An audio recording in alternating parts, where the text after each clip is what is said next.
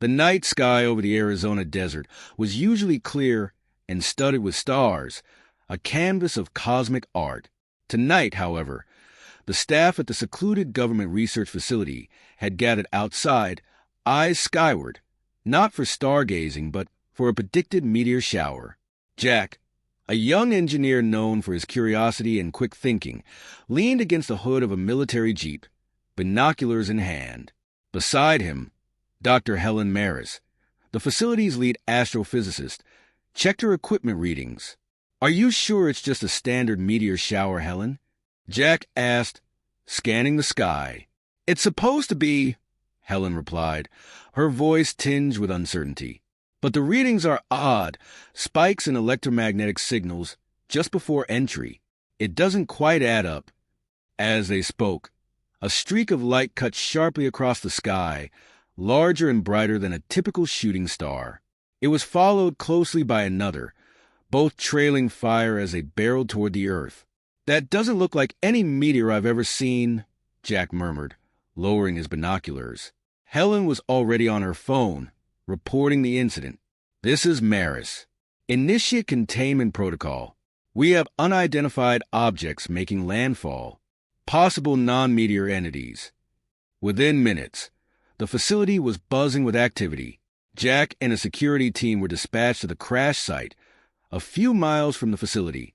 The desert night was cool, and as their vehicles kicked up dust and sand, the tension was palpable. Arriving at the site, Jack noted the strange silence that had fallen over the area. 2 craters pocked the landscape, smoldering objects at their centers. As they approached the first crater, the object inside began to stir, mechanical sounds whirring beneath its damaged hull. "Keep back," Jack instructed the team. He approached slowly, his heart pounding. Flashlight aimed at the opening that appeared in the side of the alien craft. A figure emerged, slender and taller than any human, covered in shimmering scales that reflected the flashlight's beam. It faltered, obviously weakened, and Jack instinctively reached out to help stabilize it. "Are you okay?" Jack asked, his voice both cautious and gentle. The alien looked at him, eyes wide and luminous. It responded with a series of melodic tones and clicks, incomprehensible but clearly a form of speech. "Don't be afraid. We won't hurt you," Jack reassured, wondering if his words could be understood. Turning to his team, he spoke firmly. "Get Dr. Maris here now, and tell her to bring the translation device. We need to communicate with them." As another figure, similar yet distinctively different in features and coloration, emerged from the second craft, the team's medic rushed forward to assist. Both beings were escorted back to the facility under high security. Back at the facility, Jack and Helen waited in the medical wing as the aliens were examined. Helen, having arrived with the portable translation device, managed to activate it.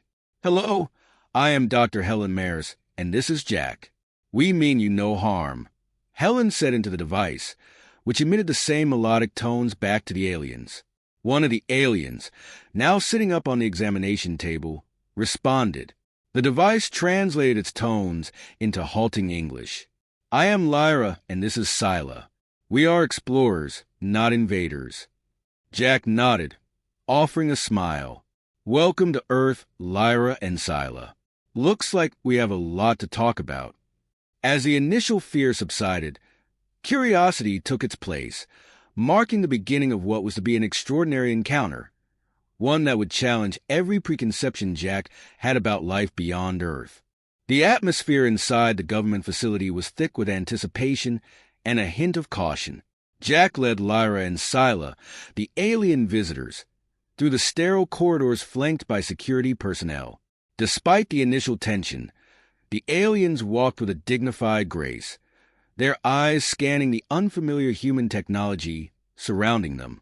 As they entered a secure observation room, Jack noticed the aliens' cautious demeanor. He wanted to make them feel at ease despite the obvious barriers. The room was equipped with comfortable seating, and the walls were transparent, allowing observation from the outside, yet maintaining a semblance of openness. "Please, feel free to relax here," Jack gestured to the seats. We have arranged for some nourishments based on the biological data we've gathered. I hope they suit you. Lyra, the more vocal of the two, tilted her head slightly, studying the array of food and beverages laid out on a table. Scylla, on the other hand, seemed more reserved, her gaze lingering on the security cameras in the corners of the room. Your hospitality is appreciated, Jack, Lyra responded, her voice modulated through the translation device. Our needs are simple, but your efforts are welcomed. As they sat, Jack initiated the conversation, eager to learn more about their origins and intentions. Can you tell us more about where you come from? What brings you to Earth? Lyra exchanged a glance with Scylla before replying. We come from a sector of the galaxy you refer to as the Orion Arm. We are explorers, part of a coalition that seeks knowledge about the universe. Earth was chosen due to its rich biodiversity and unique culture. Jack listened intently, noting every detail. And your ship? It is unlike anything we've seen before. Our technology might be advanced compared to yours, but our intentions are peaceful. Scylla spoke for the first time, her tone firm yet melodic. The conversation was interrupted when Dr. Maris entered the room with a portable screen displaying various data points. Jack, Lyra, Scylla, we've analyzed your ship's technology superficially. It's fascinating. We have much to learn from each other. Jack saw this as an opportunity to bridge their worlds.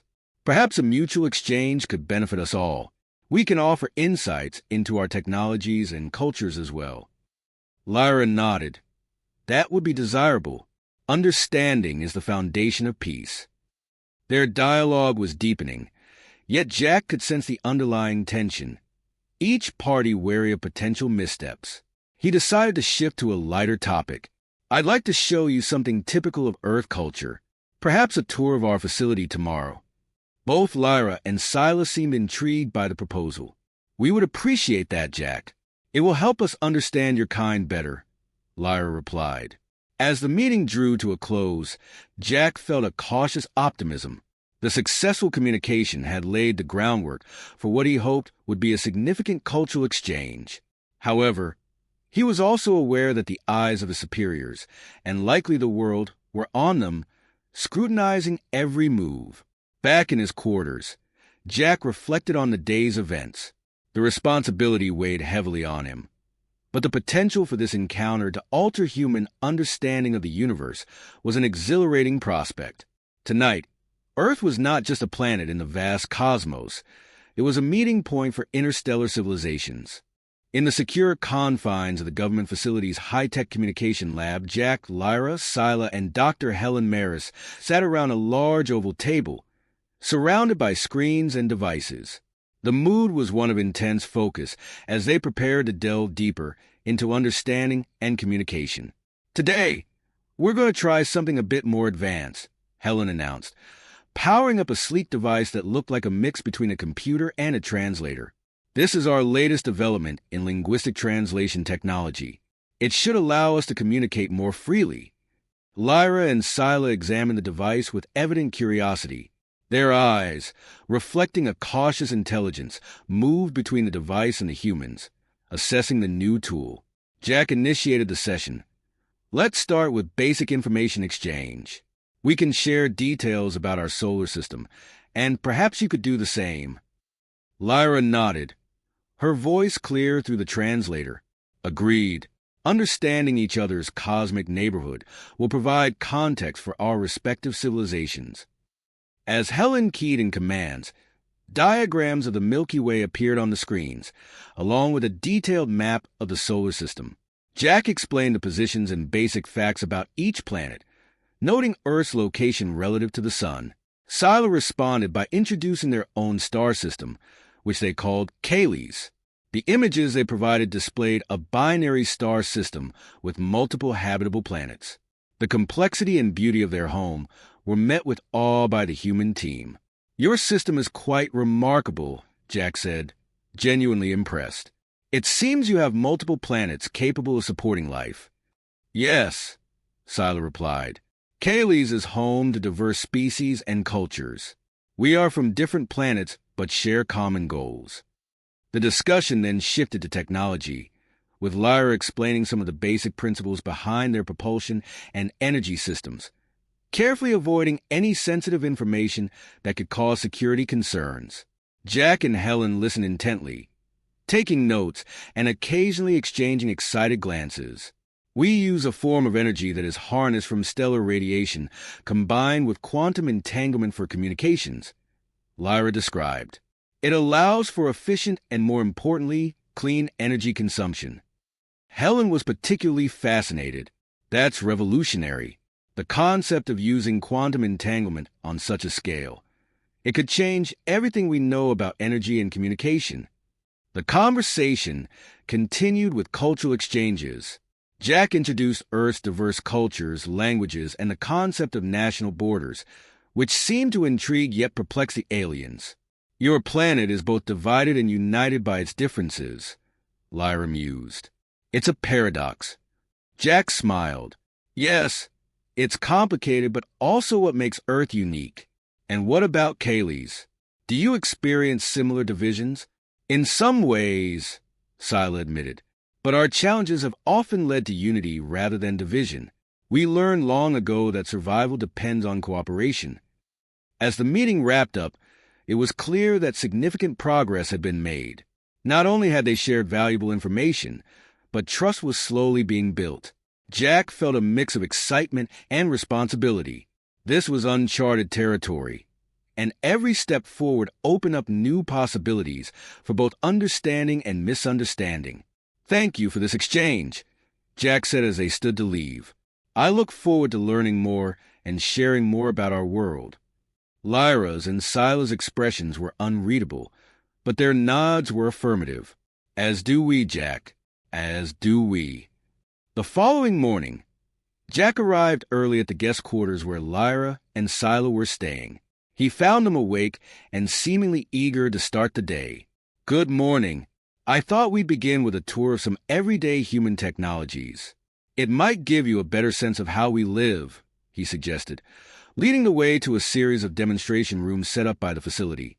Lyra and Sila followed, their movements graceful and cautious, absorbing the layout and people around them.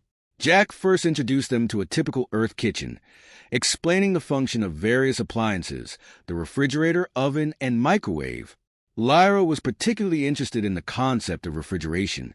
You alter the state of matter to preserve your sustenance. Fascinating, she remarked. Yes, it's quite practical, Jack replied with a smile, proud to showcase seemingly mundane but essential human innovations. Next, they moved to a living area, where Jack demonstrated the television and other entertainment devices. We use these for information and relaxation. Communication and recreation are vital parts of our daily lives, he explained. Sila watched the screen intently as it displayed scenes from around the world. Your methods of storytelling are diverse and vibrant. They reflect a complex spectrum of emotions and situations, she observed. Their tour continued through various parts of the facility, including a medical bay and a fitness center, each stop highlighting aspects of daily human life and technology. However, it was the last room on the tour that captured their curiosity the most, the bathroom, equipped with a modern, human-designed shower. This is a shower, Jack announced, turning on the water to demonstrate. Water plays a critical role in our hygiene and well-being. Lyra stepped closer, her hand outstretched to feel the water. Water in such abundance, she said, her voice mixed with wonder and a hint of confusion. On Kaylee's, water is more scarce and is used quite differently. Sila joined in, touching the water briefly. Is this a ritual cleansing site? Jack chuckled at the misunderstanding. It's not a ritual site, but I guess you could say it has its own kind of daily ritual for us. Keeping clean is important for our health. The aliens discussed this quietly among themselves, seemingly intrigued by the cultural importance of such a simple act. We understand now. It is a cleansing technology, but carries cultural significance, Lyra concluded. As they left the demonstration rooms, Jack could tell that the shower had left an impression. I'm glad you found it interesting. There's much more to see, but perhaps we can take a break and continue later. Lyra nodded appreciatively. Yes, thank you, Jack. This tour has provided us with valuable insights into human life. We are eager to continue learning. Sila, quieter but no less engaged, added, "Each piece of your technology speaks volumes about your civilization's priorities and challenges. It's enlightening." Walking back to their quarters, Jack felt a mix of relief and excitement. The tour had gone well, fostering a deeper understanding and respect between them. Yet, he knew that with such profound cultural exchanges, every interaction was a step into both known and unknown territories. The morning after the tour, Jack arranged for Lyra and Sila to experience a broader slice of Earth's culture beyond the confines of the government facility. Given the significant interest from the public and government in the alien visitors, it was decided that any outings would be discreet, with the aliens wearing special suits to conceal their true forms and blend in as humans. Jack, Lyra, Sila, and a small security detail drove into a nearby town under the guise of a routine outing. "We'll be visiting a variety of places today, a local market, a public park, and a small art gallery," Jack explained as they drove. The market was bustling with activity, vendors selling everything from fresh produce to handmade crafts. "This is a market," Jack started, guiding them through the stalls. "People come here to buy food, clothes, and other essentials. It's also a social hub where community ties are strengthened." Lyra was fascinated by the fruit stand, examining the different colors and textures. "Such diversity in sustenance," she commented, carefully picking up an apple and inspecting it. "We have similar gathering places on Kaylee's, but our products are quite different." Sila was drawn to a craft stall displaying handmade jewelry. "These adornments, are they symbols of status or purely decorative?" she asked, trying to understand the cultural significance. "Mostly decorative," Jack replied, "but some pieces can signify status or personal milestones, like a wedding ring." Their next stop was a public park where children played and families picnicked. "Recreational areas are vital for community well-being," Jack noted. The aliens watched children play games, their laughter filling the air. Sila observed, "Joy is universal, isn't it? The expressions of these young ones are much like our own."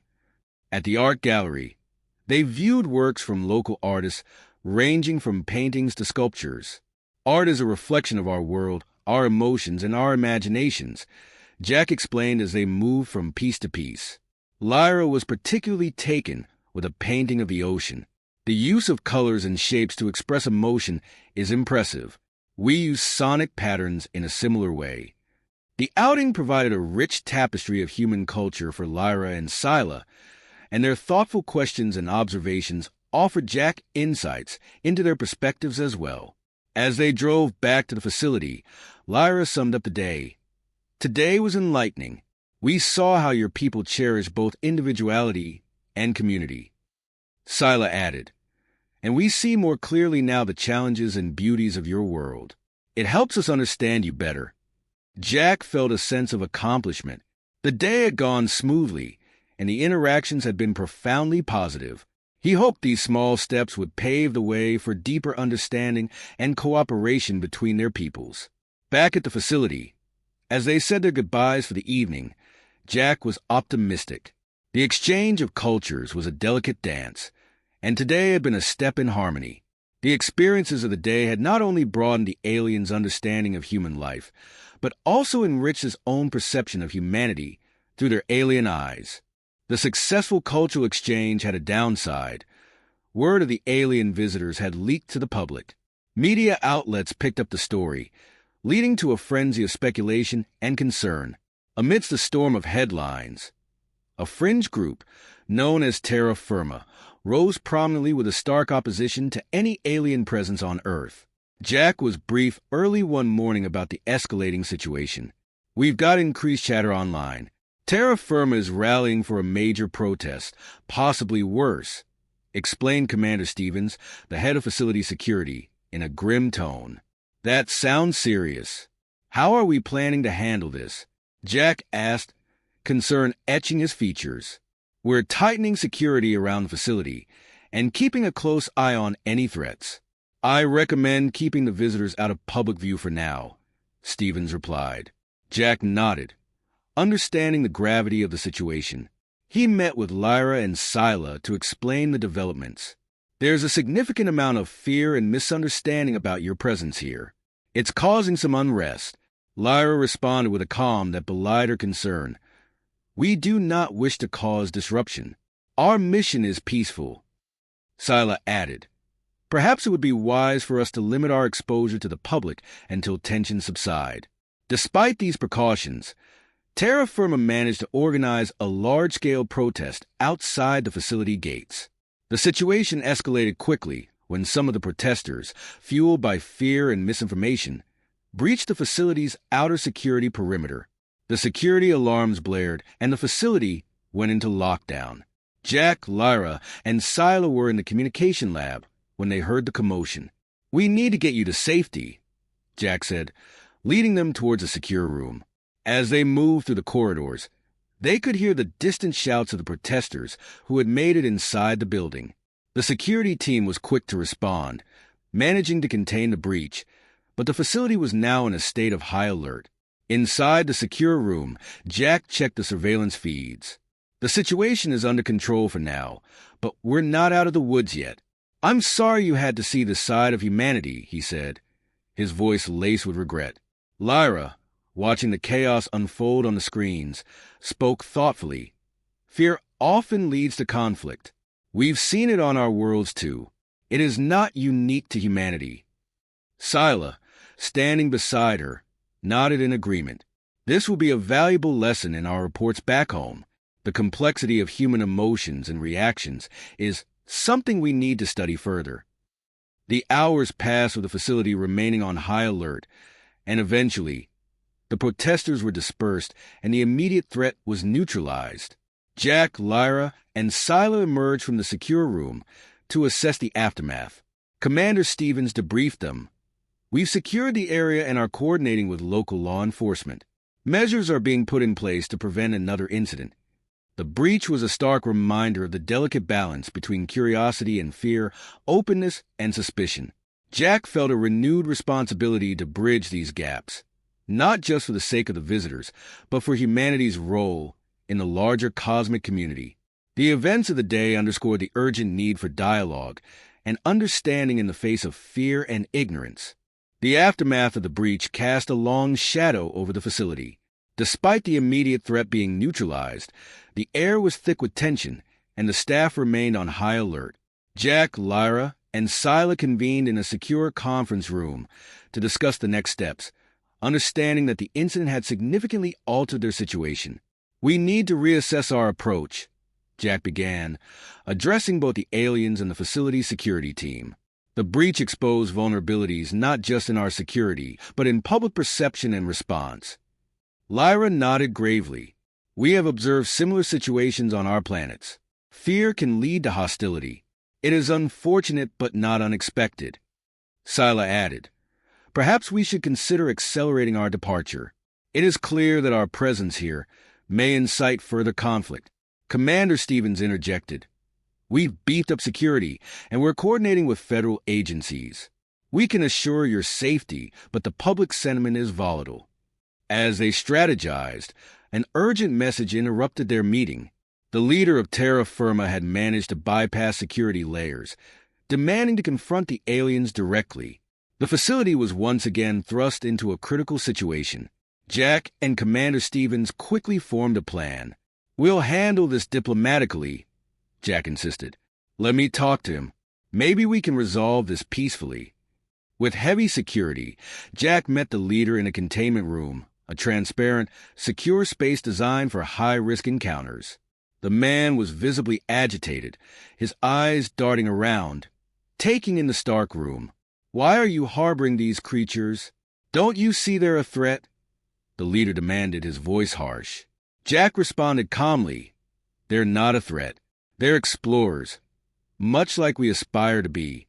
This could be a monumental step forward for humanity, a chance to learn and grow. The conversation was tense, with Jack striving to convey a vision of cooperation and understanding, contrasting sharply with the leader's fear-driven accusations. Back in the conference room, Lyra and Scylla watched through a one-way mirror, understanding the gravity of Jack's efforts. They communicated silently between themselves, a subtle exchange of clicks and tones. As Jack continued to negotiate, it became evident that the leader was unbudging, fueled by a mix of fear, misinformation, and a deep-seated xenophobia. The standoff escalated until security had to step in, removing the leader from the facility under strict watch. Returning to the conference room, Jack looked exhausted but resolute. "I'm sorry you had to witness that. It's not indicative of all humanity, but it's a part we can't ignore." Lyra approached Jack, her expression one of compassion. "Your efforts are admirable, Jack. The challenges you face with your own kind are not unfamiliar to us. We too have had our share of internal conflicts." Scylla then spoke, her tone more decisive. "This incident has given us much to consider about our next steps. We must think carefully about our actions for the sake of all involved." The day concluded with a heavy decision looming over them. The potential for further conflict was high, and the aliens' presence on Earth was proving to be more provocative than anyone had anticipated. Jack, Lyra, and Scylla agreed to spend the night deliberating their options, ready to make tough choices in the pursuit of peace and understanding. The decision was made under the dim light of the early morning. After a night of careful deliberation, Lyra and Scylla decided that it was in the best interest of both their people and humanity to depart Earth sooner rather than later. The tension caused by their presence could lead to further conflicts, and that was the last thing they wanted. As the sun rose, casting long shadows across the government facility, Jack met with Lyra and Scylla at the hangar where their repaired ship was housed. The air was heavy with a mix of sadness and relief. "We have prepared your ship with the necessary repairs," Jack informed them, trying to mask his disappointment. "It's ready to take you back to Kaylee's whenever you are." Lyra approached Jack, her expression soft and grateful. "Jack, your efforts have not gone unnoticed. You have shown us the potential for kindness and understanding in humans. For that, we are thankful." Scylla joined her, nodding in agreement.